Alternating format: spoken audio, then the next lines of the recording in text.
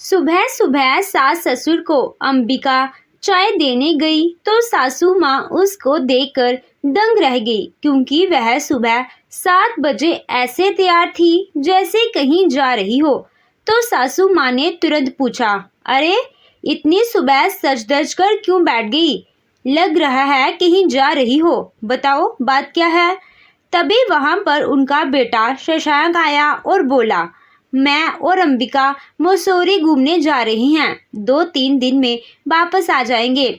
यह सुनते ही सासू माँ का पारा चढ़ गया और वह बोली, नंद घर आने लगती है तो तुम लोग घूमने का प्लान बनाने लगते हो। अरे तुम्हारी इकलौती ननद है, यह उसका मायका है और वह कभी भी आ सकती है। आज अंबिका सहने वाली नहीं थी, उसने तुरंत अपनी सास को ऐसा जवाब दिया कि सास के होश उड़ गए। पूरी कहानी जानने के लिए वीडियो को पूरा देखें और हमारे चैनल को लाइक, शेयर और सब्सक्राइब कर दीजिए। ललिता जी ने आज नीरू को फ़ोन किया। अरे नीरू, कैसा लग रहा है वहाँ? बेटा यहाँ कब आ रही हो? नीरू ने खुश होते हुए कहा, मम्मी ये बहुत बढ़िया जगह है, बहुत अच्छा लग रहा है। बर्फ से ढके पहाड़ हैं और ठंड भी बहुत है। अभी गरम गरम सूप पिया है। हम 2 दिन बाद वहाँ आएंगे। भाभी से कहना कि अपने हाथ की बर्फी तैयार रखे। ललिता जी बड़ी खुश हुई और कुछ बातें करके फ़ोन काट कर सोचने लगी, कितना अच्छा लगेगा जब नीरू बच्चों और दामाद जी के साथ यहाँ आएगी। तभी ख्याल आया कि दवाई खाना भूल गई, तो वह रसोई में पानी लेने गई तो काम कर रही अपनी बहू अंबिका से कहा, अभी तक आटा भी नहीं गूंथा है। अरे टाइम देख घड़ी में, मुझे तो भूख लग रही है। अंबिका ने आटा तैयार करके एक तरफ रख कर हिचकते हुए कहा, लेकिन मम्मी जी, शशांक और मैं भी घूमने का प्लान बना रहे थे, क्योंकि शनिवार और रविवार इनकी छुट्टी होती है। अंबिका की बात सुनते ही सासू माँ तुरंत चिढ़ गई और बोली, अरे ननद के आने का नाम सुनते ही घूमने जाने लगी। तुम्हारे तो पैर घर में टिकते ही नहीं हैं। जब देखो कभी जहाँ जाओ कभी वहाँ घूमने जाओ। अरे एक ही तो ननद है तेरी और तुझे घूमने की पड़ी हुई है। जाना कैंसिल कर। और नीरू ने कहा है कि भाभी के हाथ की बर्फी खानी है तो वो बना कर रख लेना। मेरी बेटी के आते ही जाने का प्लान बनाने लगती है। अरे इतना ही अखरता है कि मेरी बेटी का आना? ये सुनकर अंबिका की आंखें भर आई। ललिता जी अपनी बेटी नीरू के आगे कुछ सोचती ही नहीं थी। वह सोचने लगी, कितनी मुश्किल से शशांक को जाने के लिए मनाया था। जब दीदी आ रही है तो वो खुद ही मना कर देंगे। जब देखो मम्मी जी के मुंह पर नीरू ही नीरू रहता है, बस बेटी का नाम की माला जपती रहती हैं। अरे मेरी तो कोई जिंदगी ही नहीं रह गई है। उसने जल्दी से खाना लगाकर सास के सामने रख दिया तो सास ने रूखेपन से कहा, फोन करके पूछ लेना कि क्या क्या खाएंगे। यहाँ ऐसे इज्जत नहीं दी जाती बेटी दामाद को, जैसे तेरे घर में होता है। अंबिका अपना सा मुंह लेकर रसोई में आ गई। ये कैसी सोच है, हर बात में मेरे परिवार को ताना देने लगते हैं। नीरू दीदी जब देखो घूमने चल देती है और जब भी अंबिका प्लान बनाती है तो कभी वो आ जाती हैं तो कभी सासू माँ का ही पारा चढ़ जाता है। अभी तो मेरी शादी को 1 ही साल हुआ है जब से देख रही हूँ कि यहाँ नीरू दीदी की चलती है, जबकि उनकी भी शादी हो चुकी है। नीरू उन बातों को याद करने लगी जब वह आई थी। ससुराल आकर जैसे ही नीरू की अटैची खुली तो ललिता जी ने तुरंत कहा, नीरू तू ननद है, ले ले भाभी की अटैची में से जो भी पसंद आए, आखिर एक ही ननद है। नीरू भी माँ की बात सुनकर सारा सामान देखने लगी और वही साड़ी उठा ली जिसे अंबिका ने बहुत मन से खरीदा था। अंबिका का चेहरा देखकर ललिता जी ने कहा, अरे तुम्हारा चेहरा क्यों उतर गया? ये रिवाज बार बार थोड़ी होते हैं और एक ही तो ननद है तुम्हारी, दे दो इसको साड़ी। अंबिका को ना चाहते हुए भी वह साड़ी नीरू को हंसते हुए देनी पड़ी थी। 2 दिन तक ससुराल में नीरू की दाग देखकर उसको समझ में आ गया था कि यहाँ नीरू दीदी की ही चलती है। बाद में दोनों हनीमून पर भी गए तो सास ने वहाँ पहुँचते ही सुबह सुबह फ़ोन कर दिया था। अरे तुम लोग अपनी नीरू दीदी को फ़ोन क्यों नहीं कर रहे हो? वो कब से इंतज़ार में है, जल्दी से फ़ोन करो उसको। एक ही ननद है, उसकी इज्जत किया करो। अंबिका बिस्तर पर बैठकर बोली थी। शशांक, ये क्या है? हम घूमने आए हैं कि सबको यहाँ की रिपोर्टिंग करने? शशांक ने कहा। अरे अंबिका, कोई बात नहीं, एक फ़ोन कर दो उनको, अच्छा लगेगा। 5 मिनट की ही तो बात है।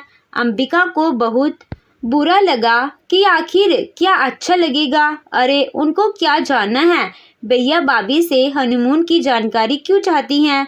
मन मार कर उसको फ़ोन करना ही पड़ा।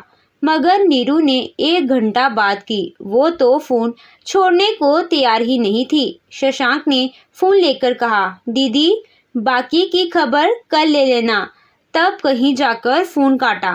अंबिका शशांक के साथ शिमला में यहाँ भी जाती। कुछ देर में सासू माँ का फ़ोन आने लगता था। बार बार एक ही बात कहती रहती थी, ज़्यादा ऊंचे पर मत जाना, कपड़े पहनते रहना, वहाँ ठंड बहुत होती है। हम भी बच्चे तो नहीं थे जिन्हें कुछ पता ना हो, लेकिन सासू माँ को यह समझ में नहीं आ रहा था कि वह एक नए विवाहित जोड़े को डिस्टर्ब कर रही हैं। इसी को तो निजता में खलल कहते हैं कि अतरंग पलों में भी जब माँ का फ़ोन आता था तो सारा मूड खराब हो जाता था और बार बार ये भी कहती थी कि अपनी दीदी को फ़ोन कर लेना। वह सोच रही होगी कि तुम वहाँ जाकर उसको भूल गए हो। जब दोनों वहाँ से लौटे तो सबके लिए कुछ ना कुछ उपहार लेकर आए थे। जैसे ही घर आए तो सासू माँ ने पूछना शुरू कर दिया, कुछ शॉपिंग की या नहीं? वहाँ से कुछ लेकर आए हो या नहीं? शशांक ने तुरंत कहा, मम्मी वैसे तो पहाड़ों में जो सामान मिलता है वह हर जगह मिल जाता है, बल्कि पहाड़ में तो और भी ज़्यादा महंगा मिलता है। फिर भी हम कुछ ना कुछ तो ले आए हैं।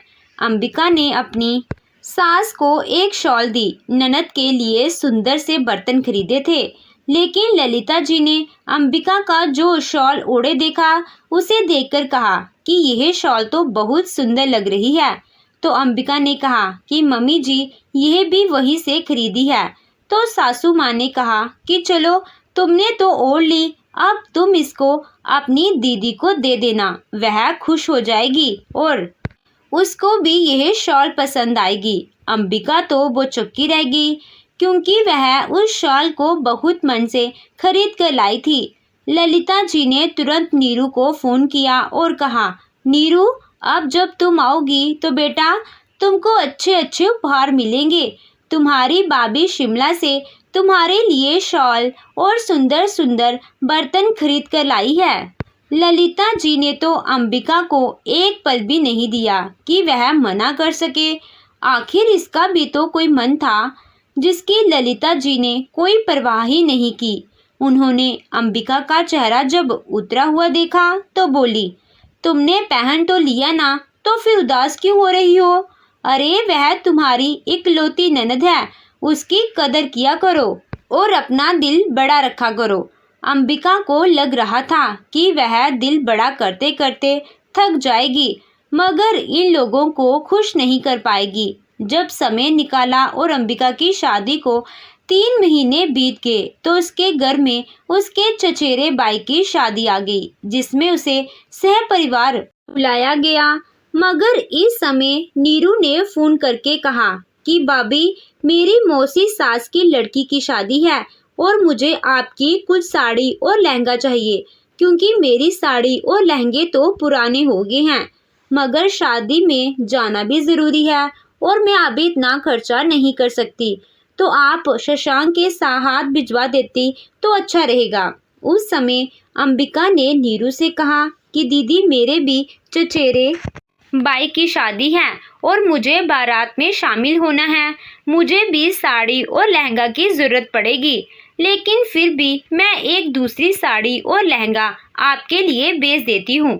यह सुनकर तो नीरू अंदर ही अंदर गुस्से से भर गई और उसने अपनी माँ को फोन करके अपनी भाभी की शिकायत कर डाली। माँ, देखो ना हमारी भाभी कैसी है और इनका दिल कितना छोटा है।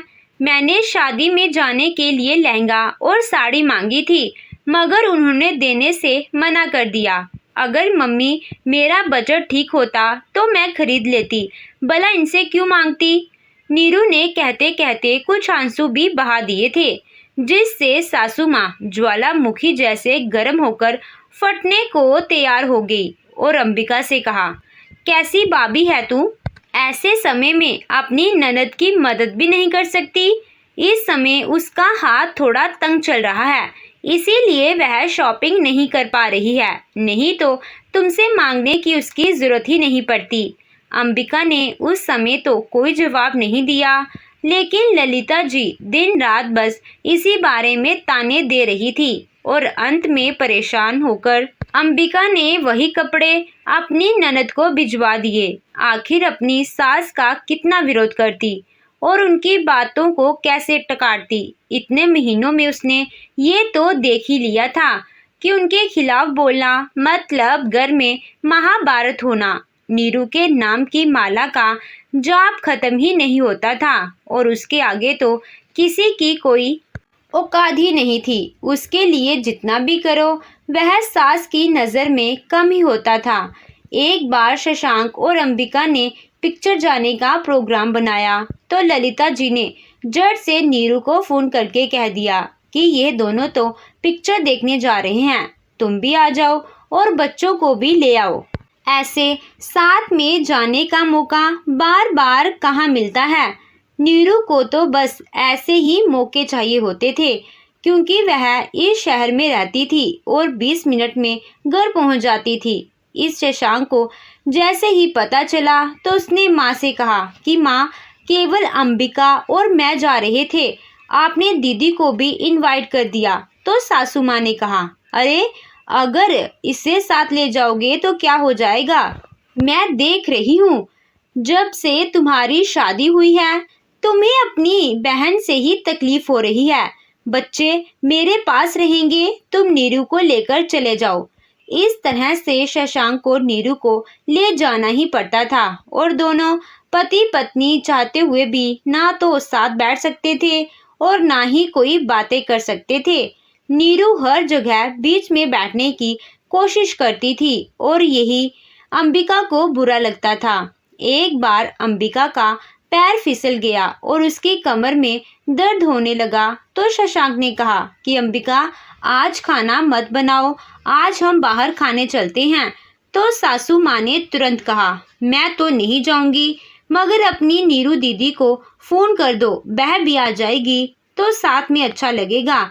उस दिन अंबिका को बहुत बुरा लगा कि कहीं तो सासू माँ हमको अकेले जाने दे। उसके चेहरे का भाव समझकर सासू माँ ने तुनक कर कहा, ननद को साथ ले जाने में बुरा लग रहा है क्या?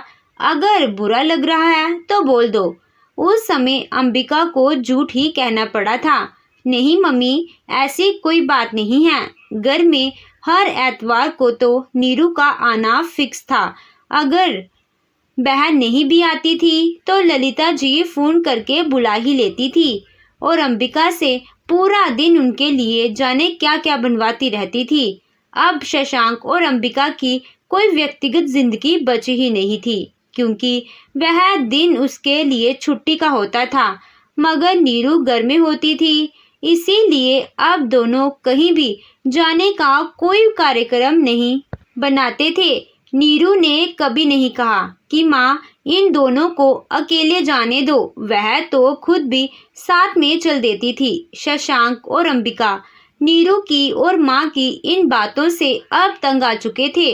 अभी जब नीरू अपने परिवार के साथ मनाली घूमने गई हुई थी, तब अंबिका ने सोचा कि अभी नीरू दीदी नहीं है तो क्यों ना मैं और शशांक भी घूम कर आ जाएं। मगर उसे पता था कि सासू माँ कोई ना कोई बहाना करके उसको रोक लेगी। उसने अपनी माँ को फोन किया और कहा कि माँ, नीरू दीदी हमेशा हमारे साथ होती हैं और हम दोनों अकेले कहीं जा ही नहीं पाते हैं। आप ही बताओ मैं अब क्या करूं? अभी इस समय वह मनाली घूमने गई हुई है, तो मैं सोच रही हूँ क्यों ना मैं और शशांक भी निकल जाएं। और इससे यही फायदा होगा कि मम्मी नीरू दीदी को हमारे साथ भेज नहीं पाएंगे। अंबिका से उसकी माँ ने कहा, अरे बेटा, वैसे मैं चाहती तो नहीं हूँ कि तेरे घर के मामलों में पड़ूं, मगर तेरी सास को सोचना चाहिए कि तुम दोनों के साथ में अकेले वक्त बिताने दे। तो एक बार कहकर देख, क्या पता कार्यक्रम बन जाए। अंबिका मन ही मन सोचती रही और फिर उसने शशांक से बात की। शशांक ने अंबिका से कहा, अंबिका, मेरा बजट तो पहले ही बिगड़ चुका है, तुम जानती हो। अभी राखी गई है और दीदी ने शॉपिंग करके कितना खर्च करवाया है। अंबिका ने रोते हुए शशांक से कहा, शशांक, दीदी तो अपने परिवार के साथ घूमने चली जाती है, मगर जब हमें जाना होता है तो हमारे साथ भी चल देती हैं। आज तक उन्होंने भी हमें अकेले जाने का मौका नहीं दिया। अभी वह मनाली गई हुई हैं, इसीलिए मैं सोच रही थी कि हम भी चले जाते, क्योंकि ऐसा मौका बार बार नहीं मिलेगा। तुम माँ से बात करके देखो ना।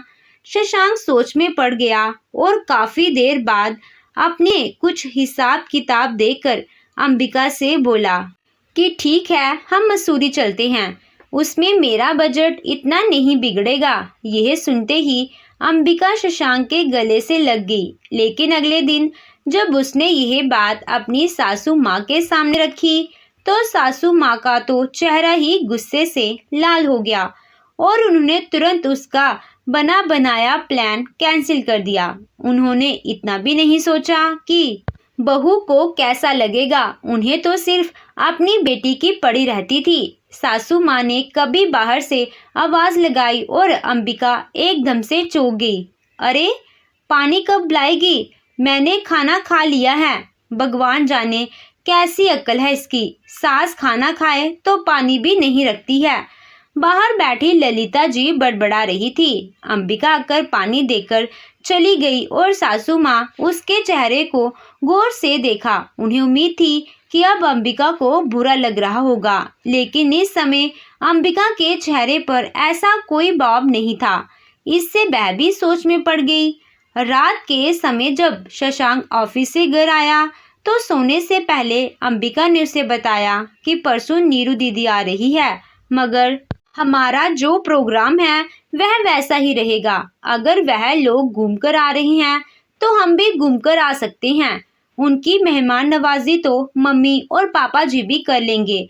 2 दिन की ही तो बात है, मैं अब और मन नहीं मार सकती और नीरू दीदी के लिए इतना त्याग नहीं कर सकती। शशांक को अंबिका की आंखों में एक विरोध नजर आ रहा था और वह समझ गया कि इस बार अगर उसने अंबिका को रोका तो यह मामला बढ़ सकता है और माँ और पिताजी को तो एक न एक दिन समझाना ही पड़ेगा। इसीलिए वह भी सहमत हो गया। सुबह सवेरे सवेरे 7 बजे अंबिका सास ससुर को चाय देने गई तो सासू माँ देखकर चौंक गई। अरे, सुबह सुबह इतनी तैयार हो जैसे कहीं जा रही हो, क्या बात है, बताओ। तभी वहां शशांक भी आ गया और बोला, माँ, हम दोनों मसूरी जा रहे हैं, सोमवार तक वापस आ जाएंगे। मुझे भी इन 2 दिनों में ही छुट्टी होती है और हर बार कार्यक्रम कैंसिल हो जाता है, लेकिन इतनी बार कैंसिल नहीं कर सकता क्योंकि अंबिका का भी तो मन करता है। सासू माँ तुरंत गुस्से में बोल पड़ी, लेकिन बहू, मैंने तो तुझे कल ही मना कर दिया था कि तुम लोग नहीं जा रहे हो। अरे, थोड़ा तो शर्म करो, तुम्हारी एक ही नंद है, वह आने लगी तो तुम जाने लगे, तुम तो बाद में भी जा सकते हो। आज अंबिका चुप नहीं रहने वाली थी क्योंकि यह सब देखते हुए उसे 1 साल हो गया था। उसने तुरंत अपनी सास को गुस्से से देखकर कहा, बाद में तो जब जाएंगे ना, जब आप जाने दोगी। और सच तो ये है कि अगर जाने भी लगे तो आप नीरू दीदी को हमारे साथ भेज दोगी। आप कहती रहती हो कि नीरू दीदी अकेली ननद है, इस बात को दिन में आप पता नहीं कितनी बार दोहराती हैं, मगर कभी आपने यह नहीं ध्यान दिया कि आपका बेटा भी तो इकलौता है, उसकी इज्जत भी होनी चाहिए, उसका हक उसको मिलना चाहिए कि वह भी कहीं घूम कर आ सके। मगर नहीं, आप तो सिर्फ बेटी के बारे में सोचती हैं। बेटे के बारे में कौन सोचेगा? यह बात सुनकर ससुर जी ने तुरंत कहा, ललिता बहू ठीक कह रही है, इन दोनों को भी अकेले जाने का मौका मिलना चाहिए। और नीरू के 2 बच्चे हैं, हम तो देख रहे हैं कि वह हर 3 महीने में एक बार कहीं ना कहीं घूमती रहती है। यह बात सुनकर ललिता जी को गुस्सा आ गया। अरे, अपनी बेटी की कदर हम नहीं करवाएंगे तो कौन करवाएगा? यह उसका मायका है, वह दूसरे घर से अपने घर थोड़े प्यार की उम्मीद से ही तो आती है। सासू माँ की बात को अंबिका ने पूरा ही नहीं होने दिया और कहा, माँ जी, बिल्कुल ऐसे ही बहू भी तो अपने घर को छोड़कर ससुराल में इस उम्मीद से आती है कि सब उससे प्यार करेंगे और उसका सम्मान करेंगे, उसकी इच्छाओं के बारे में सोचा जाएगा। अंबिका को इतना बोलते देखकर सासू माँ के होश उड़ गए। उन्होंने सोचा नहीं था कि अंबिका कभी इस तरह बोल पड़ेगी। ललिता देवी उस पर चिल्लाने ही वाली थी कि शशांक ने बीच में ही जोर से कहा, मम्मी जी, ऐसा तो एक दिन होना ही था। 1 साल से आप यही कर रही थी कि नीरू दीदी को हर बात में आगे करती थी। यह बेचारी भी कब तक सहन करती? इसने आपकी बात का मान रखने के लिए पता नहीं कितने त्याग किए, नीरू दीदी के लिए किए हैं। यह अपने लिए सामान खरीदती थी, मगर नीरू दीदी को पसंद आ जाता था और ये उठा कर दे देती थी। क्या आपने कभी कहा कि नीरू क्यों ले रही हो? भाभी अपनी जरूरत के लिए लेकर आई है। शशांक का साथ देते हुए उसके पिताजी ने भी ललिता जी से कहा, ललिता, किसी भी डोर को इतना नहीं खींचना चाहिए कि वह टूट जाए। आज जो यह दोनों इस तरह बोल रहे हैं और इसमें गलती तुम्हारी ही है और इसका दोष तुम इन लोगों पर नहीं डाल सकती। शशांक अपने पिता की बात सुनकर अंबिका को लेकर निकल गया और अंबिका भी मुस्कुराते हुए उसके साथ चली गई। अगले दिन जब नीरू घर आई तो भाभी को घर में ना देखकर बोली, मम्मी, भाभी कहाँ गई? नजर नहीं आ रही हैं। और शशांक कहाँ है? माँ ने कहा कि दोनों मसूरी घूमने गए हैं। तो नीरू गुस्से में कहने लगी, मम्मी, यह क्या बात हुई कि मैं आई तो दोनों चले गए? आपने इन दोनों को मना क्यों नहीं किया? आप खाना कौन बनाएगा? और आप दोनों भी तो हैं, ख्याल कौन रखेगा आपका? तभी नीरू के पिताजी ने मुस्कुराकर कहा, बेटी आ गई है तो फिर इससे अच्छा क्या हो सकता है? तू हमारा ख्याल रखेगी ना नीरू? अरे, पहली बार बहू शशांक के साथ अकेली गई है तो तुम लोगों को सपोर्ट करना चाहिए। नीरू कुछ बोलती उससे पहले ही ललिता जी ने कहा, नीरू, तेरे पापा सही कह रहे हैं। अगर तू इकलौती है तो तेरा भाई भी तो इकलौता है। अगर तेरी खुशी का ख्याल रखा जाता है तो उसकी खुशी का ख्याल रखना भी तो हमारा फर्ज है। नीरू तो अपने माता पिता के मुंह से यह बात सुनकर दंग रह गई। नीरू आई तो 2 दिन के लिए थी, मगर अगले दिन ही घर वापस चली गई, क्योंकि मायके आकर काम करने की तो उसे आदत ही नहीं थी। उसकी इस हरकत में ललिता देवी को वह सब समझा दिया जो अंबिका नहीं समझा पा रही थी। कभी कभी ऐसे कदम उठाने पड़ते हैं जो खिलाफ हों, मगर फिर बाद में सब ठीक हो सकता है। तो दोस्तों, आपको ये कहानी कैसी लगी कमेंट कर ज़रूर बताइएगा। कहानी अच्छी लगी हो तो वीडियो को लाइक कीजिएगा, चैनल पे नहीं हो तो चैनल को सब्सक्राइब कीजिएगा। Thank you.